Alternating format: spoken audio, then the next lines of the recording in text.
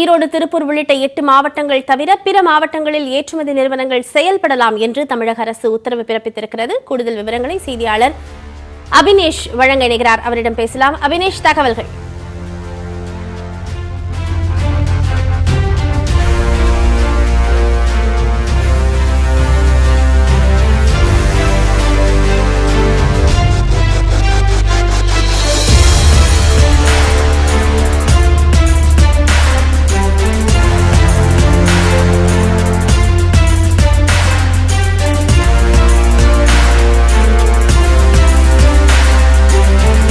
தற்போது செய்தியாளர் பாண்டியராஜ் நம்மோடு இணைந்திருக்கிறார். பாண்டியராஜ், 8 மாவட்டங்களை தவிர பிற மாவட்டங்களுக்கு ஏற்றுமதிக்கு அனுமதி அப்படிங்கிற உத்தரவு பிறப்பிக்கப்பட்டிருக்கிறது.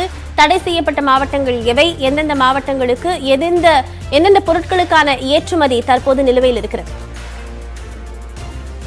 பத்மபிரியா, நேற்றைய தினம் முதல்வர் மு.க.ஸ்டாலின் அவர்கள் முழு ஊரடங்கை மேலும் ஒரு வார காலத்திற்கு நீட்டித்து உத்தரவிட்டிருந்தார். அதற்கான அரசாணையானது தற்போது வெளியாகிறது. இந்த நிலையில் ஊரடங்கு நீட்டிப்பு தொடர்பான அரசாணையில் தற்போது இந்த கோவை, ஈரோடு, திருப்பூர், சேலம், கரூர், திருச்சி, மதுரை உள்ளிட்ட 8 மாவட்டங்கள் தவிர்த்து அத்தியாவசிய உள்ளிட்ட அனைத்து தொழிற்சாலைகளானது இயங்க மறுப்பு தெரிவிக்கப்பட்டது. அதே சமயத்தில் 1 மாத காலத்திற்கு இந்த அனுமதிக்கப்பட்ட தொழிற்சாலை ஊழியர்கள் தடுப்பூசி எடுத்துக் கொள்வதற்கான நடவடிக்கைகளும் அந்த நிறுவனங்களானது செய்ய வேண்டும் என்று தெரிவித்திருக்கிறார். ஏற்கனவே குறிப்பிட்ட அத்தியாவசிய தேவைகள் தவிர்த்து மற்ற எந்த விதமான பணிகளுக்கும் ஆலைகள் மற்றும் எதுவும் இயங்காது என்று அறிவிக்கப்பட்ட நிலை குறிப்பிட்ட மாவட்டங்கள் தவிர்த்து, குறிப்பாக நாம் ஏற்கனவே குறிப்பிட்டது போல கோவை, ஈரோடு, திருப்பூர், சேலம், கரூர், திருச்சி, மதுரை உள்ளிட்ட 8 மாவட்டங்கள் தவிர்த்து மற்ற மாவட்டங்களில் இந்த அத்தியாவசிய உள்ளிட்ட அனைத்து தொழிற்சாலைகளும் இயங்க அனுமதிக்கப்பட்டிருக்கிறது. அப்படி இயங்கக்கூடிய தொழிற்சாலைகளிலும் பணியாளர்கள் குறைவான பணியாளர்களை கொண்டிருக்க வேண்டும். அதே சமயத்தில் அவர்களுக்கு தடுப்பூசியானது செலுத்த வேண்டும். மேலும் சமூக இடைவெளியை பின்பற்றும் வகையில் அங்கு கண்காணிப்பை தீவிரப்படுத்த வேண்டும். அதே சமயத்தில் அங்கு பணியாற்றக்கூடிய